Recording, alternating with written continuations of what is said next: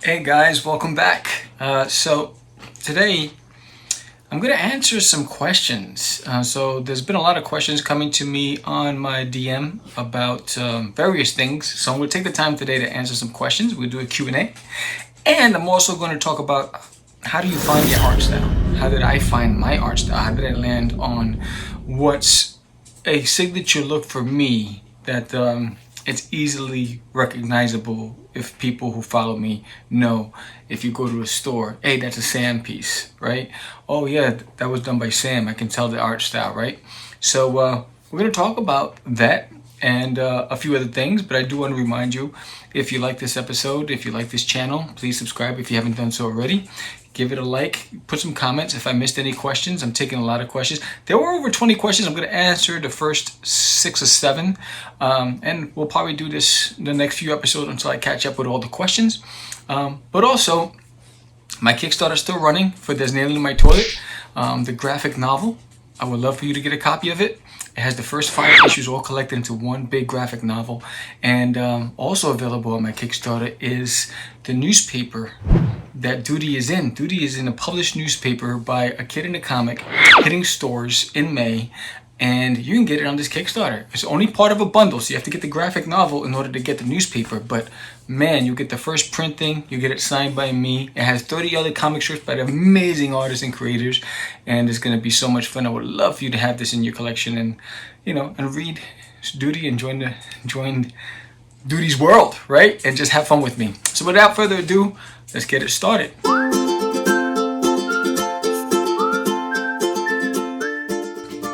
So, before I answer the questions, let's talk about how did I find my art style.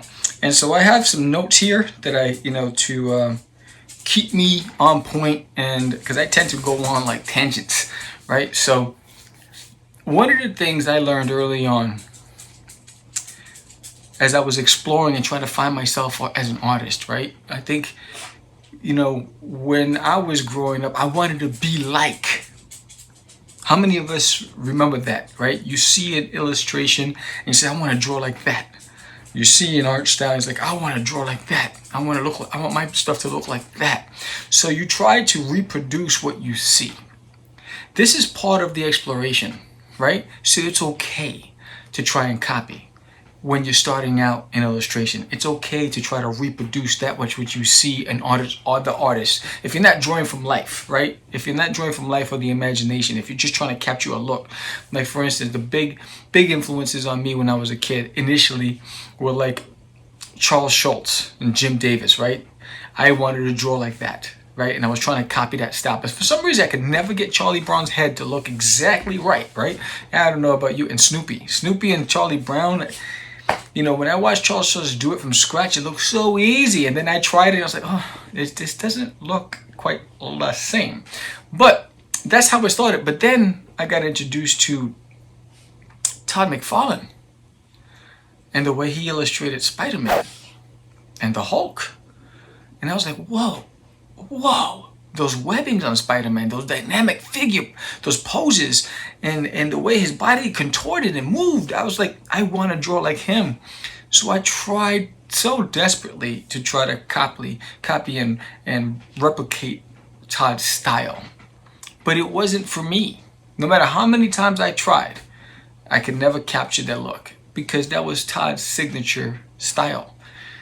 It was easy to say that's a Todd piece. It's easy to say, hey, that's a Rob Liefeld piece. That's a Jim Lee piece, right? That's a Mark Silvestri piece, right? These are all the veterans, the guys that I grew up with that really, made an impact on the business, right? So for a while, I tried to do it, and I could just never really capture the look. But how I evolved into identifying my style was I was drawing a lot. So, if you take anything away from today, it's draw, and draw some more, right? So it's draw, and draw some more. Draw, and draw some more. Come on now, draw. All right, sorry. So this is what I mean about me going on tangents. That's what happens. But you cannot. It won't hurt to draw as much as you can. every day a couple of times. Yeah, drawing every day is only going to benefit you, and you'll find that the more you draw, the more you get better. And the way you are able to fine-tune your style is by drawing a lot of things, not just the same things, right? Drawing hands in all poses and shapes, right? Drawing the feet, right? How many artists do you see and never can draw feet, right? They always hide it behind something, behind a car, behind a desk, behind something, you know, or they only have halfway panels, right? So draw all the things that make you uncomfortable and keep drawing. That's going to help you. You know, that's, again, experiment with different mediums, right? So I was always afraid of paint. I was always afraid of acrylics. I was always afraid of coloring. I just don't know why. It just seemed very difficult and challenging for me. I didn't know how to mix colors and all those things. But the more that I grew comfortable in my artistic ability, the more I played around in different mediums, right? You know, whether it's pastels, you know, crayons, markers, gouache, you know, oil paints, watercolors. You know, I tried so much so I can gain a... Here's what I learned. When you work with, say, markers, your senses are heightened because the colors and matching the colors and how the types of paper impact the colors, right?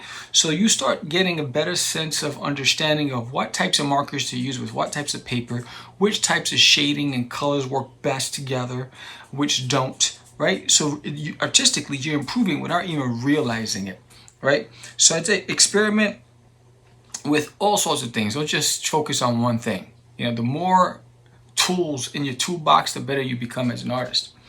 The hardest part, and this is not just for artists, this is for anybody, the hardest thing to do in life is to be critical of your own work. Analyze it. Analyze it as if you were a professor analyzing a student's work. That's very hard because we like to think that we're better than we truly are, right? But the more critical you are, the better you'll become as an artist, and the more of an honest artist you become, because now there's this level of expectation of yourself and appreciation for the respect you give to the craft, right? The more honest you are, the more respect you're giving, and the better you become. When you're in denial, you don't really improve because you're masking those areas that you're struggling with, right? You're making excuses for it. So don't make any excuses, you know, just deal with it head on if you want to truly become a better artist, right, than you were yesterday, right? It takes steps. You heard me say early on, and I'm just looking at my notes, you heard me say early on how I was influenced by Todd McFarlane, Jim Lee. Well, look at other people's work to get inspired. How many people, and where's that? I'm going to pull the book if I can find it myself. And this is live. Where is it? I will find it in a second. Anyway, the creator of Calvin and Hobbes. I can't find it. The creator of Calvin and Hobbes. How many copycats are out there that have basically looked just like the illustrator Calvin and Hobbes? So you're like, is that this guy? For some reason, forgive me, I don't remember the name right now. And for some reason, I find it very hard. Oh, here it is. Bill Watterson, right? So Bill Watterson, how many repeat copycat artists are out there because he has a signature look that's very appealing, right? That's widely received. And so all these other artists have tried, but they've never been able to mimic the impact that Calvin and Hobbes had on popular culture, on the comic book scene, and society, and capture some of those sales that he has, right? Because it was just a copycat. They weren't really authentic, right? They said, this works, I'm going to use that. You know, you'll see a lot of, you know, in the cartooning world, you're going to see a lot of artists that look the same. So they really don't have a signature look. You know, they have to, like if you're a cartoonist and you're working for Disney, there's a look that Disney wants and you have to conform to that. Where's your identity, right? So if you go off on your own and you want to build your business, how do people identify you? You know, how do people look for you besides the fact that you worked for a big brand that carries a lot of weight? But what about you, right? So it's okay to get inspired. I mean, if you look back here, I have tons of art of books that inspire me. You know, I have how-to books. I got the Art of the Lord of the Rings, the Art of X-Men, you know, the greatest cartoons, the Art of the Dark Crystal. I have tons of art books. And it's not because I'm trying to copy anybody's style. It's because I want to learn so many different ways to approach anatomy. I mean, look at how anime and manga is different from Western comics, right? It's a comic book, but they approach it from a different point of view. There's so much you can learn from everybody and all different styles of art. And what happens is you start transforming, right? So like, I love Todd McFarlane's art style. I love Bill Watterson's art style. I love Charles Schultz's art style. All very different from each other. 3 different artists, all very different. And through those influences and that journey, I was able to identify my lane and my path and the style that I was looking, that made me most comfortable. I was uncomfortable drawing the Marvel way, right? I was uncomfortable trying to copy Bill Watterson, Charles Schultz, Jim Davis. But I find that drawing in my style and drawing duty that's nailed in my toilet, that's my signature style. That's the look that I feel most at peace with. So it's okay to copy. It's okay to learn from, because what that's going to do for you is going to help you become the artist that you were intended to become. Does that make sense? Take pieces that you like, right? Take the pieces and the elements that you like and apply it to your work. There are elements, like I like big eyes, right? I apply that in my work. I like simplicity, clean lines. If you look at my black and white art, my inks, versus my colors, I have a piece right here, I'll show you. This was one of the covers for this Nail in My Toilet. Look how simple the line work is. Simple, clean lines, right? But when I color it, I don't have the cover here, but when I color it, I add all that depth. I add all the tones and all this other stuff. So I leave enough room to be able to play with my colors, right? Same thing with Duty's Monsters on Planet Cthulhu. So I tend to overcompensate for the less detailed work from my line work with my colors. And that's what works for me because I'm coloring my own project. So take the pieces that you like from all different artists and everything you've learned and make it your own. Remember, because there's nothing unique anymore. What's going to be unique is what you've transformed into, what you've become. Right? If that makes any sense. The worst thing you can do is look at the clock and put pressure on yourself on when you need to be a good artist in your mind. Don't put unnecessary pressure on yourself. Give yourself time to learn. Give yourself time to grow. Give yourself time to evolve as an artist. It's okay. It's not a race. It's not a race. I mean, I took 10 years off and I'm playing catch up. From 2019, I came back in. So we are in 4 years ago, I came back in, right? And 4 years ago, I came back in trying to figure out where do I start. I haven't illustrated in 10 years. I felt awkward. I thought I lost it all. So I started drawing every single day. Again, I was back in school, right? didn't give myself a time to become the artist that I wanted to become. I just said, let me train every day. Let me get into the gym and do those push-ups, those jumping jacks, those lunges, right? Let me work on my pencil skills. Let me work on my inking. Let me work on coloring. Let me work on different mediums. Let me finish my books. Just give me time, you know? And so don't put the unnecessary pressure on yourself. We all think that we have to be good yesterday. If you make every day as if it was the most important day of your life, you'll find that when you get to that end of that road, you've accomplished so much. So it's okay to take your time. Don't put too much pressure on yourself. You'll get there.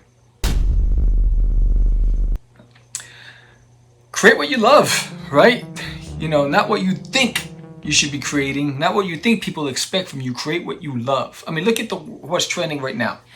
I have a podcast called Cast the Craze, and a lot of subjects come in. I'm a guest on a lot of different podcasts, and one of the things that keep coming up is what's happening right now on crowdfunding, right? So adult content is trending on crowdfunder, and manga is trending, and so people want to change their art style and produce manga books, or people want to drop their projects to create adult content and scantily clad books, right? So they're really not creating for themselves anymore. They're creating for a market and to try to gain revenue, right? Create for yourself. That's too much pressure. That is just too much, and it's too much pivoting, right? How many times are you going to pivot to adjust to a trend? You know, the world is cyclical, right? How many times have the 70s come back? Every decade, a trend, the 70s trend comes back, right? Because people love the bell bottoms, the 60s and 70s. They love, you know, the big collar shirts and the disco music and dancing. Dancing is cyclical. You know, you go through a period where nobody's dancing. The next thing you know, you have the Jabberwockies out there, and they're battling, and you got breakdancing is back, and you got all these things happening, and it becomes a trend. TikTok has made dancing popular. Stick to what you love.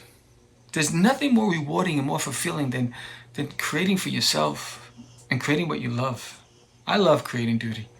You know, it's the only obstacle for me and Duty and my little buddy right here is the limitations with regards to money to push it to the masses. Because I do everything from home and I do it by myself. That's the only thing. But it doesn't stop me because I love this project so much. I love my character so much. And because I love it so much, little things are happening, right? We got the newspaper coming out. You know, Duty's in a published newspaper that's hitting stores. He's one of many comic strips in this newspaper. That is fantastic, and it'll be distributed nationally, right? We're doing our first book signing since 2008. Our first book signing on one of the biggest days in comic book history, Free Comic Book Day, right?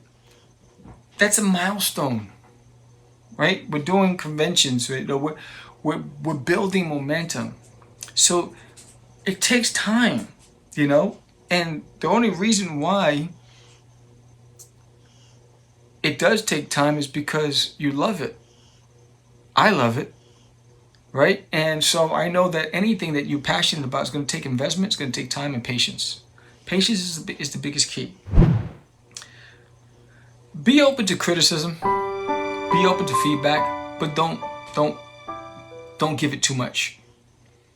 Right? So what do I mean by that? So people are going to always provide feedback. People are always going to be overly critical. They're going to be artists that don't like your work. There are artists that don't like mine.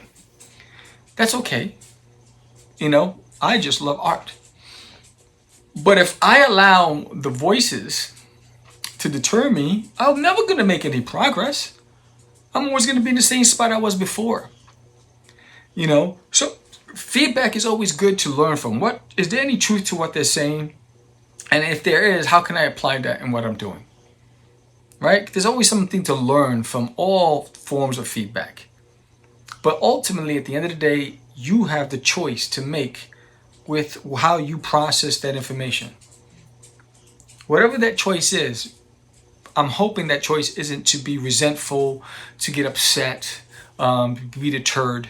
I'm hoping that choice is to continue your journey, continue to evolve, continue to practice, to continue to grow. Always try to find the silver lining no matter what it is, if that makes any sense. I think in the last one on my notes, you always hear me say is have fun. Are you having fun? Try to have fun. I mean, look at this guy right here. Like, this is my buddy right here. His name is Dudarius Uranus. I love him so much. I love creating him. I love telling his stories. He's evolved in so many ways. And if you're watching this, that's because you believe in duty or you appreciate my work and my art style. And I appreciate you for taking the time to even watch this. But this is my passion. And your investment helps me continue to get duty out to the masses. By you picking up my book, by you subscribing to my channel, by you sharing my posts, that helps create an awareness around what I love to do and this little green guy who deserves to have his day in the sun. And he will. I will keep working until I get enough readers out there to create a demand for this little guy. And it's about him. It's about his story. I'll put it right here. Hey, it's about his story, his journey. And I'm having so much fun doing it. I'm having so much fun creating it. You know, so at the end of the day, I'm hoping that no matter what, no matter how difficult it is, you know, circumstances are different for everybody. No matter what the challenges are, when you're in that zone, whether it's, if you don't have an office, whether it's in your bathroom or in your bedroom or in your closet. I used to draw in my closet when I was a kid. I used to go in there. I would have a flashlight, my juicy cups, and I had it was the cheese with the crackers spread, and I would sit there. I would draw, or in your backyard, wherever it is that you find comfort in silence to be able to create. Have fun when you're doing it. Be in the zone. Be in the moment. Enjoy the process. Learn to laugh, you know, because it's good for the soul. And the more that you enjoy it, the better you become. So that's this portion of it. I'm going to go into the Q&A. Let's talk about let's answer some questions, why don't we? So let me get those questions up here. All right, question number 1. Can you describe your drawing routine? How often you draw? How many hours per day? How you break up the day with drawing? Wow, a lot of questions. All right, let's start with number 1. Can you describe your drawing routine? My drawing routine before I went back to work. So if you've ever followed any of my previous vlogs on Catch the Craze podcast, the link is in the summary. You know that I became a brokepreneur. That's my signature. That's my trademark, brokepreneur. It was basically an entrepreneur with no money, right? So what happened was I was working full time in retail, and the company I worked for went bankrupt due to COVID. And my wife lost her job, and so I decided to go after my dream, right? We decided to sell our house, move to Texas, and I went after my dream. I said, I'm going to try to see, I'm going to take a year off and see if I can go after my publishing dream. And so because of that, my routine was this. I would get up at 6 in the morning. I'd work out, have breakfast, come up to the office over here, and I start my routine. I do my social media posting for the first couple of hours. Then I'd come over to this table and I'd go live. I did over 150 live art streams. I'd go live and I would draw. And I would draw based on feedback I got from the audience. You would say, hey Sam, can you draw Duty as Marvin the Martian? Can you draw Duty as a Smurf? Can you draw Duty as Popeye? And I would draw it live here. That was my way of exercising before I went and illustrated pages for the book. So I do the live stream, I draw it, then I go and I post what I drew and I put links directing people to the art channel, to that episode. Then I come to my draft table and I would draw. And at that time I was drawing, I would start drawing around 2 in the afternoon. This was after I did the social media post, I did the live drawing stream, I answered questions and I created some marketing and I posted it. Then I would come back and I would draw from 2 to about 10 p.m. And between that time, I would do 1 to 2 pages a day based on how much detail were in the panels. So that was my routine. The days that I had podcasts, I would only draw 1 page a day. The day I didn't have a podcast to record, I drew 2 pages a day. Going back to work, it's now taking me about 2 pages a week. 1 to 2 pages a week, because I'm back in the workforce and my hours are sporadic, and I'm in training, and I'm traveling a lot. So I'm traveling all across the U.S. And so because of that, my routine's a lot limited. So I get a lot less done than I did before. I was able to knock out several books a year. Now it's probably gonna be like 2, maybe 3 a year. We'll see. So that's answered it all, right? So it was that 7 days a week. It was all day. I illustrated and I drew all the time. How much revision editing do you do in your work? So because I do everything on a graphic tablet, everything's happening in real time. So I will lay out the panel sizes and the dimensions, and then I'll start thumbnailing inside the panels. And it's my light rough sketches that I'm always editing. So I might start with an angle here, but when I go to the next panel, I realize it didn't work, and I go back, and all I have to do is delete that layer, because I draw all panels on a different layer. So I would go back and delete that layer. So I'm editing in real time. If that answers your question. So it happens all the time. The pencil portion of it is the longest process besides coloring.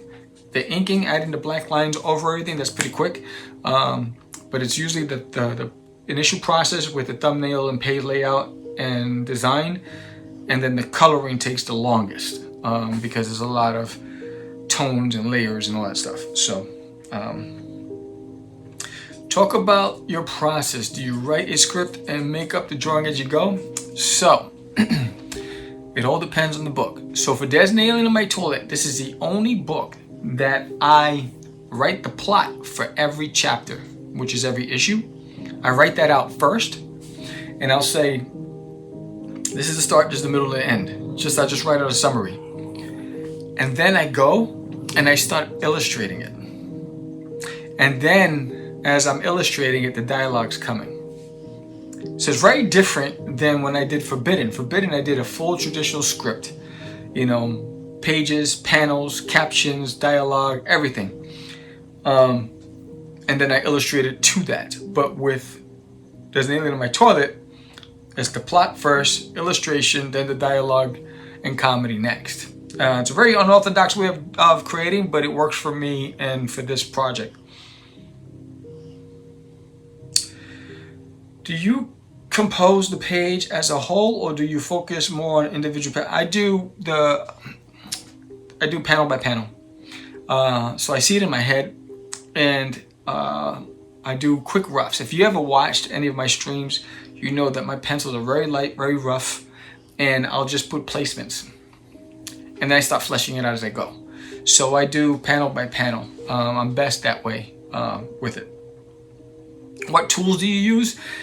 I do everything digitally. I still draw traditionally because I do a lot of commission sketch cards and artwork and 5x7 art. And when I'm bored, I'll do like original 11x17. I have like this 11x17 board, art board, and this is by Blue Line Pro. That's where I got it from. But this is a Wacom Cintiq 24 HD, and I use Clip Studio Paint as the art program to do all of my drawings and coloring and renderings with. So that's what I currently use. I do have Copics, I do have gray tone markers, I do have blue line pencils, blue lead pencils when I'm sketching at conventions or I'm doing commissions. And I do use acrylics and stuff like that when I'm doing canvas art. So, but primarily most of my time spent on this bad boy. And again, I answered that question, what kind of paper you use. I use the Bristol boards, storyboards.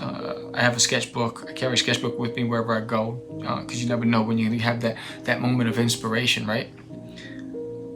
Do you read a lot of comics? So that's a good one. I used to.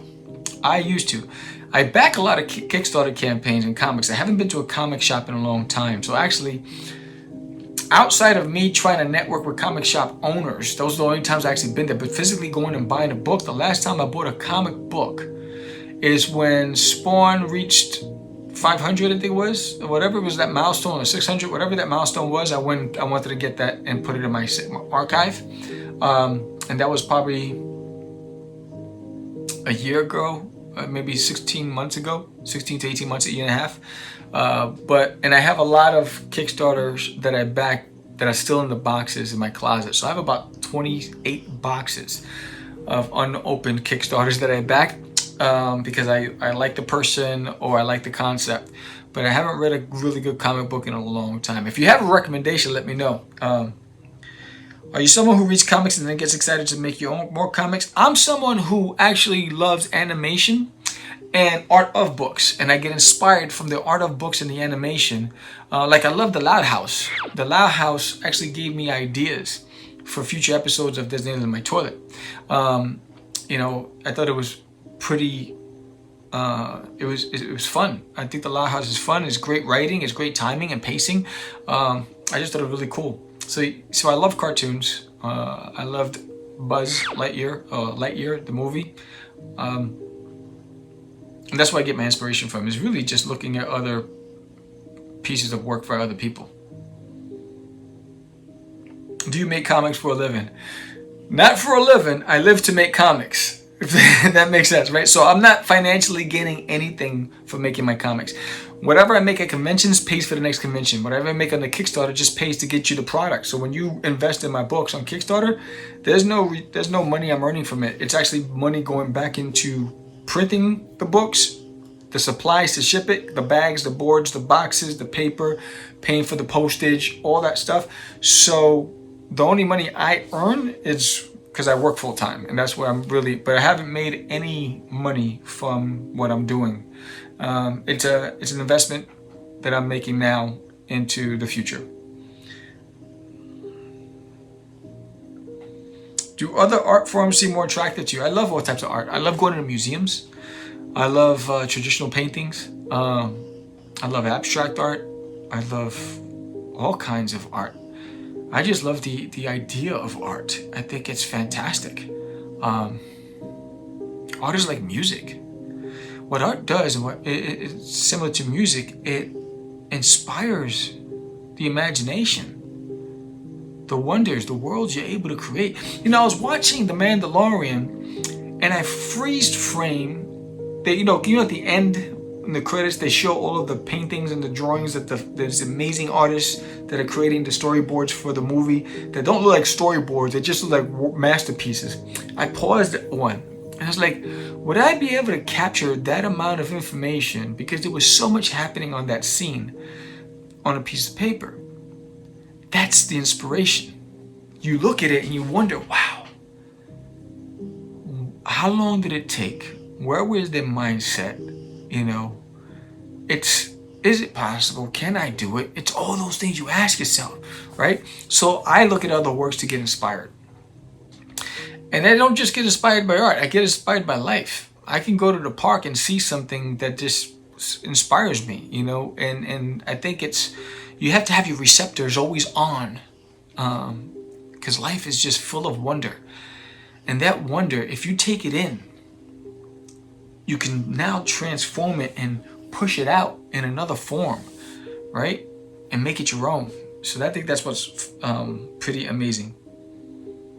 So I'm going to take this last question and save the rest ones for the next episode. So, is a community of artists important to you?